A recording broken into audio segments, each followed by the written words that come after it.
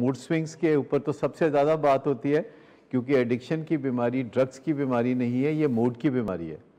और मूड की खराबी की वजह से बंदा रह जाता है और ये रिस्क लेता है कि मैं सिगरेट पीऊँ। कोई बंदा जो है बिला वजह नशा नहीं करता, बिला वजह सिगरेट नहीं पीता, वो जब मूड की खराबी के सामने बेबस होता है और उसको कोई बंदा ऑफर करता है कि चलो सिगरेट पी लो, चाहे तो खैर बहुत ही लोग एक्सेप्टेबल समझते हैं ना, कि घर में एक दूसरे को एक कप चाय बना देना, तो एक और कहता है एक मेरे लिए भी बना देना, फिर एक मेरे लिए भी बना देना, तो सारे घर वाले चाय पी रहे होते हैं और सारा दिन चाय पी रहे होते हैं।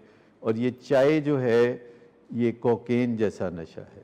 अभी थोड़ी देर पहले वही बता रहे थे कि तरीका ये है मूड स्विंग्स को कंट्रोल करने का कि सबसे पहले आप डेली वॉक मेंटेन करें 10,000 स्टेप, चाहे घर में करें, चाहे बाहर करें, चाहे ट्रेडमिल पे करें, चाहे कहीं करें, चाहे छत पे करें। आप जब तरीके ढूंढेंगे तो बहुत मिल जाएंगे। एग्जर्ट नहीं करना, exert is a negative word, exert करना is a negative word. Negative, देखिए जब हम शाम को वॉक पे जा रहे होते हैं तो हम ऐसे लग रहा होता है कि इंजॉय करने जा रहे हैं, इट इज़ नॉट एग्जर्शन। आपको लगता है कि वहाँ एग्जर्शन का माहौल होता है? कोई एग्जर्शन जी नहीं, साइकिलिंग और भी फायदेमंद है पर उसका ताल्लुक इससे नहीं है। हम बात ये कर रहे हैं वॉक करना।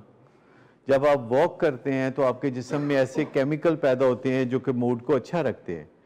दूसरे, जब आप रात को 9 बजे सोने की नीयत कर लेते हैं तो आपका मूड अच्छा रहने की तैयारी कर लेता है। रात को 9 बजे सोने की तैयारी, 10 बजे सो जाना, और सुबह बर वक्त उठना, और उठते ही घर वालों के साथ लड़ाई शुरू ना करना और उनके साथ कोई अच्छी बात करना। बात यह है कि खाना पीना जब आप ठीक कर लेते हैं, अपने आप को ओवरलोड नहीं करते और एक के फार्मूले पे बिलीव करते हैं कि आपने एक रोटी खानी है, आपने एक दफ़ा सालन लेना है, एक दफ़ा आपने कोई एक ही सालन खाना है, ये नहीं कि 5-7 सालन खा लेने हैं।